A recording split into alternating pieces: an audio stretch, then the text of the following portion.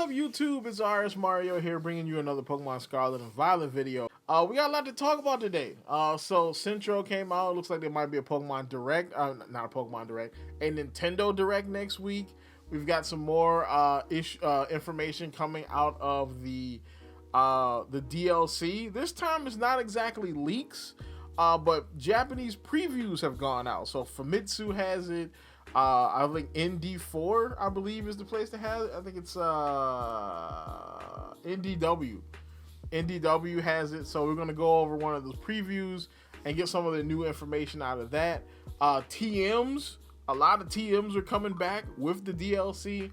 If you want to continue getting videos like this from me, like, comment, subscribe, hit the bell button, do all that good stuff that YouTube requires you to do. Continue getting videos from me, as well as follow me at twitter.com/rsmario128. Like the video tweet, share the video tweet, and I will shout you out like today's lucky contestant, Epic Legend Quest, liked and reposted my video tweet. So I think Epic Legend Quest is like I believe is doing a game. Yeah, I post Pokemon. Oh, okay, so he's a content creator. So he posts Pokemon battles. You can check him out. He did like my video tweet, so I did shout him out. You know, I'll send you the bill for my free publicity a little bit later. But let's get on into the video. All right, so we're going to start off with the quick stuff. So Centro basically dropped a little tweet here and basically says a new Nintendo Direct is coming next week. Now, the translation, which I forgot to pull up, hold a second. A few moments later. Now, the translation actually reads, new Nintendo Direct presentation should happen next week. So I actually went and found the Portuguese article and kind of got it translated over. And it basically says that Nintendo has a Nintendo Direct pretty much every September, which usually kind of sets up the last quarter of the year for them, and that more than likely they're going to do it again. And that's basically what the article is saying. And so that's true. Nintendo usually does have a September Direct. And more than likely they're going to do the same thing this time. Now when the September Direct is going to be is possible. It could be next week. But yeah, that's a possibility though. But take it with a grain of salt. You know what I'm saying? There's no guarantee it's going to be next week, but it's more than likely going to happen at some point this month. All right, so then Centro continues with more information from Teal Mask. So new TMs in Teal Mask, Toxic is also coming back. So Toxic is coming back as a TM. And he says that dozens more TMs are also coming back, including Grassy Glide, Burning Jealousy, Lash Out, and Poltergeist, which I believe is Poltergeist. That's Sinesti's Final Evolution's like signature move. So, that's pretty cool though. That's pretty cool that all those moves are coming back. I want to know what else is coming back, because now this could be like one of the most interesting things about the DLC as far as competitive goes, because usually in the third game of a Pokemon game is usually when they do like changes to the move sets, and to, they add in move tutors and new egg moves and all this other kind of stuff to shake up the competitive meta, right? Now that we don't have third games anymore, DLC is the reason, is the place where they're going to do that, and they're going to bring in, different things. So it looks like maybe they're not going to bring in move tutors per se, but they're definitely bringing in the option to buy new TMs.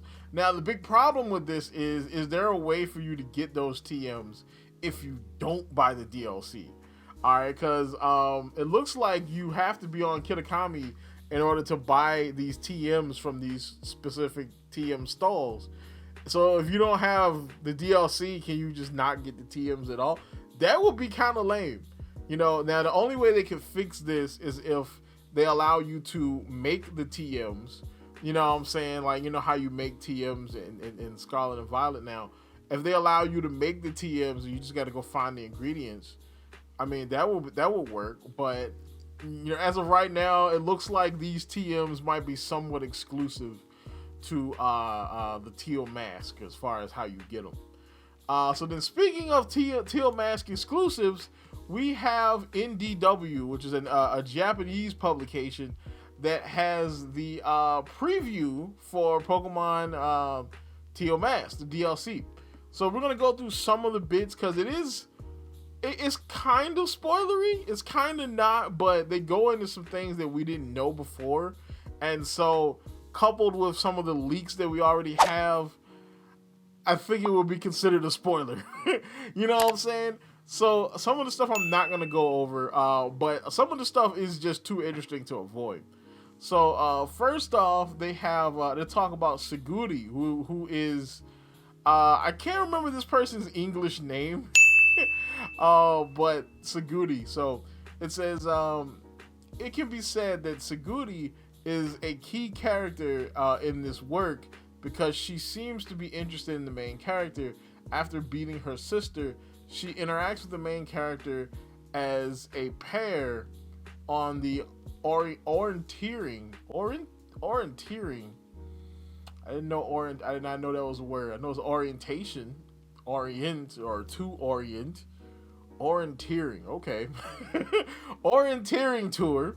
And you can see how she gradually opens up and forms a friendship from her shy personality. Now, I did not know this was a girl character. I thought this was a dude. Alright, so I don't know if they changed the character's gender in the English version, because I totally thought this character was a male character. But they say that, her, so... You know what I'm saying? I don't know. Maybe they got the pronouns wrong. Maybe these people are toxic bigots and they got her pronouns wrong. Hello, this is your friendly neighborhood editor here.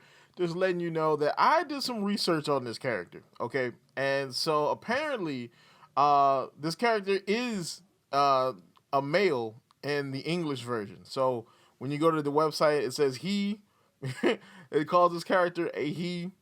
So I don't know if this is a translation issue with Google Translate just translating the pronouns wrong, or if they call this character a female in Japan and a male in America. But yeah, so it is what it is. That's a pretty interesting note. I just wanted to drop that little tidbit in there. But but yeah, so it's pretty interesting though. We kind of knew that this character was going to be central to the story. If you look at the last big trailer they had, and you saw like all the times they showed this character, and they showed this character seemingly kind of angry, and they showed like very interesting looks at this character. So we all kind of knew that this character was going to be central to the story. The thing is, what role does this character play? Further on in the preview, it says Toko-sama, the hero who defeated the demon. At Rinkin-Ganko, the first goal is to form pairs of students and look for signboards with folk tales that have been handed down in the village. As I read through these signs, I found I was able to learn about the 3 types of Pokemon that defeated the demon and protected the village, and the mask of the demon. So we know now that, I think this is kind of like a Majora's Mask situation. I don't think Ogerpon is evil per se, but whatever had the mask or whatever made the mask was evil. And then Ogerpon eventually ends up getting the mask. You know what I'm saying? And so that's basically what's going on in this game. I don't think that you're going to fight the original demon. I think Tomoko already did that. You know what I'm saying? Whoever Tomoko is. More than likely, Tomoko is this kid on the signpost that we have seen in the trailer for a long time now. And so more than likely, a part of this, the story is you and Saguri has to go around and find the different signposts and put together pieces of the story. And eventually you'll learn about Pheasantipity and Monkey Dory, and that'd be pretty good. All right, and so the last little tidbit from Riddler Khu we have is Genki Joban Q, or Riddler Khu, posts Dragon Palace, what would it be? So of course, Dragon Palace is a reference to Ushiro Taro, which is the other Japanese folk tale this is based around. So Ushiro Taro is the basis around the Blueberry Academy DLC. Basically, a guy, finds some kids that are, harassing this turtle, and he saves the turtle, and then the turtle thanks him and then takes him to this underwater kingdom known as the Dragon Kingdom, where the royal family of the dragons live in the Dragon Palace. Now, of course, what does that mean for Pokemon? Well, Blueberry Academy, or at least the Blueberry Academy itself, is on and underwater. So it's a big underwater facility, essentially, that has all the biomes inside of it, just like the Dragon Kingdom does. It was an underwater kingdom that had different biomes and things sealed inside of this underwater kingdom. So I think that's what that it's a reference to.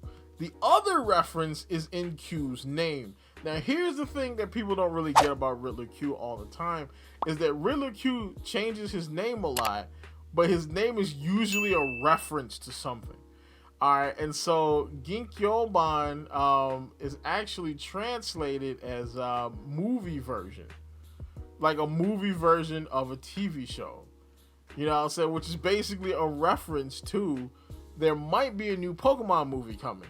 Now, I actually said this a while ago, that, we're probably going to get a new Pokemon movie with probably whatever the new mythical is, because they usually throw a random Pokemon movie in there somewhere that introduces a brand new mythical. So, more than likely, that's what we're going to get. More than likely, maybe the 8th Pokemon from Blueberry Academy is probably going to be a new mythical that is going to be in the movie. Or the movie could be about Terrapagos.